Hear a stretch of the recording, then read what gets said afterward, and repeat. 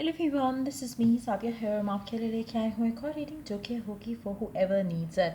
Topic reading का रहेगा उन लोगों के लिए जो जानना चाहते हैं कि क्या आपका पर्सन आपको कभी भी कमिटमेंट देगा, हाँ या ना। अगर आप काफ़ी टाइम से एक इंसान के साथ हो और आपको डाउट्स होते हैं, फियर्स होते हैं कि क्या ये पर्सन कभी भी आपको कमिटमेंट देगा या नहीं, तो ये रीडिंग चेक कर सकते हो। इस रीडिंग में हम ऑरिकल गाइडेंस भी ऐड करेंगे आपके लिए, सो स्टे ट्यून्ड। रीडिंग शुरू करने से पहले रिमाइंड करवा दूँ कि ये एक जनरल रीडिंग है, सबके साथ मैच कर भी सकती है और नहीं भी। सो जो बातें जो मैसेजेस मैच करते हैं उन मैसेजेस को पिक करो और बाकी सबको छोड़ दो। अगर आप पर्सनल रीडिंग्स चाहते हो पेपॉल से इजी पैसेज पेमेंट कर सकते हो, सिर्फ तभी रीच आउट करो ताकि आपका भी टाइम वेस्ट नहीं हो और मेरा भी। सो लेट्स सी कि क्या ये पर्सन आपको कमिटमेंट देगा कभी भी, हाँ या ना। लेट्स सी, क्या ये पर्सन आपको कमिटमेंट देगा कभी। वाओ, पहला card 2 of cups, 8 of cups, 7 of swords. मुझे लगता है कि एक चीज़ आपको अंडरस्टैंड करनी है यहाँ पर, आपका जो कनेक्शन है काफ़ी स्लो चलेगा इस इंसान के साथ। So there is love, that's very evident here, but at the same time जो आप चाहते हो कमिटमेंट या फिर चीज़ें आगे बढ़ें, इस सबको टाइम लगेगा। मुझे लगता है कि आपका पर्सन राइट नाउ इस पूरे सिचुएशन के लिए रेडी नहीं है जहाँ पर वो आपको कमिटमेंट दे सके या शादी कर सके या फिर कुछ भी सॉलिड एक डिसीजन ले सके आपको लेकर, कनेक्शन को लेकर। सो आपको बहुत ज़्यादा पेशेंट रखते हुए अपने आप को आगे बढ़ना है इस कनेक्शन में। इस इंसान के साथ आपको मोस्ट ऑफ द टाइम लगेगा कि जैसे सिचुएशन आपके अगेंस्ट हो जाएगी, क्योंकि आपको डाउट्स और फियर्स हैं। और मुझे लगता है कि ये इंटेंसिफाई हो सकते हैं विद द फैक्ट कि पर्सन रेडी नहीं है कमिटमेंट के लिए। So even though there is love, even though there is slow movement ahead in this connection, still आपके डाउट्स और फियर आपको फील कराएंगे कि जैसे शायद पर्सन इंटरेस्टेड नहीं है, जबकि एक्चुअल में ऐसा नहीं है।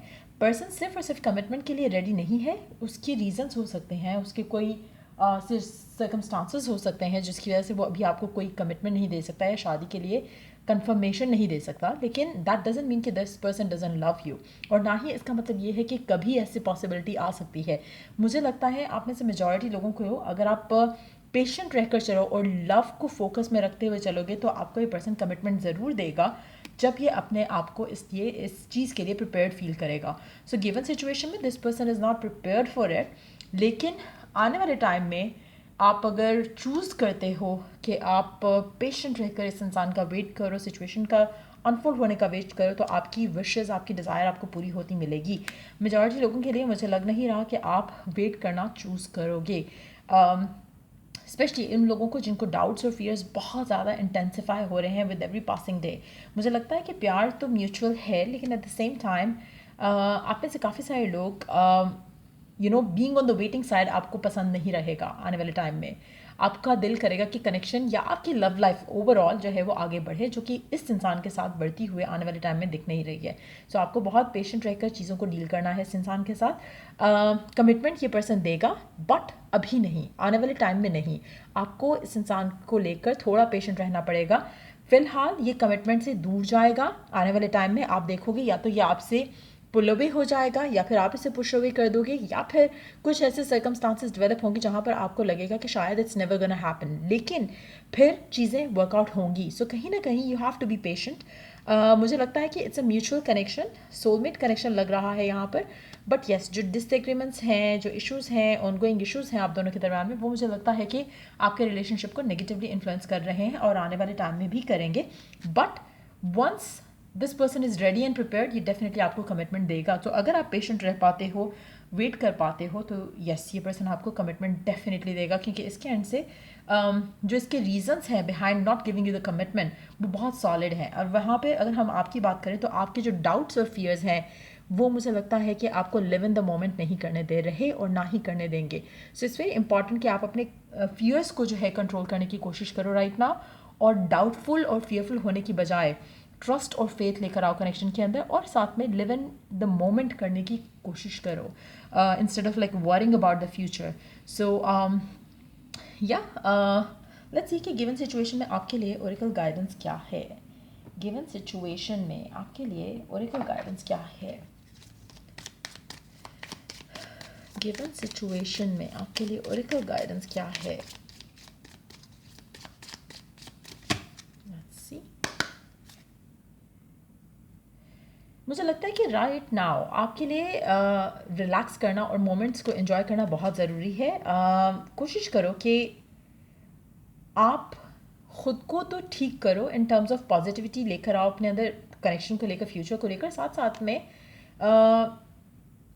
Try to learn.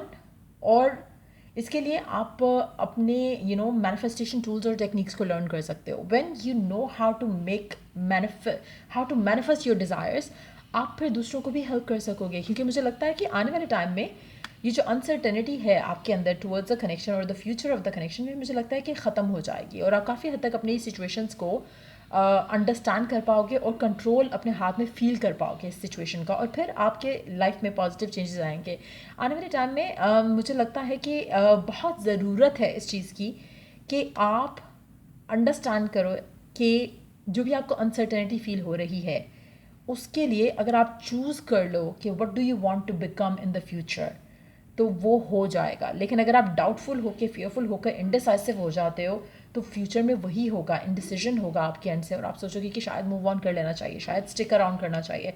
सो एक डिसाइसिवनेस के साथ जब आप आगे चलते हो तो वैसा ही होगा। गिवन सिचुएशन में there is love which is mutual. Future का प्लान पर्सन का है आपके साथ, लेकिन at the same time not right now. तो उसके लिए आपको पेशेंट रहना है।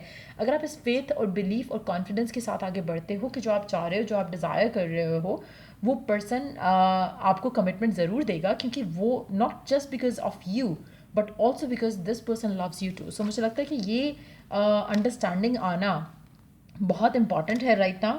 और कोशिश करो कि यू सरेंडर कि how and when part of it अगर आप कर सकते हो। आप इसे कुछ लोगों के लिए हो सकता है कि फैमिली प्रेशर हो, या फिर आपको लगे कि नहीं इट्स हाई टाइम कि आपको मूव ऑन कर लेना चाहिए, बहुत डिले हो गया है, और इस तरह के डाउट्स और फियर्स आपके माइंड में आने शुरू हो चुके हों। लेकिन अगर आप इन फियर्स को हावी होने दोगे तो मुझे लगता है कि आप वेट करना आपके लिए मुश्किल होगा इस इंसान का, और आप शायद चूज़ करोगे कि आपको वेट नहीं करना, और कनेक्शन में थोड़े और जो है वो बिगाड़ जो है वो पैदा होगा। लेकिन अगर आप पेशेंट रह पाते हो सिचुएशन को हैंडल करते हुए, तो मुझे लगता है कि आपकी जो डिज़ायर है इस इंसान को लेकर वो डेफिनेटली पूरी होगी।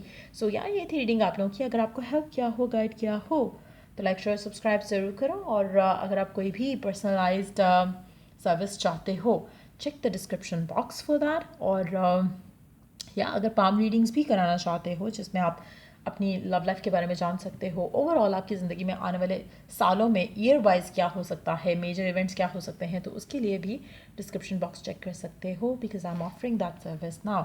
सो yeah till I do the next reading, take care and bye.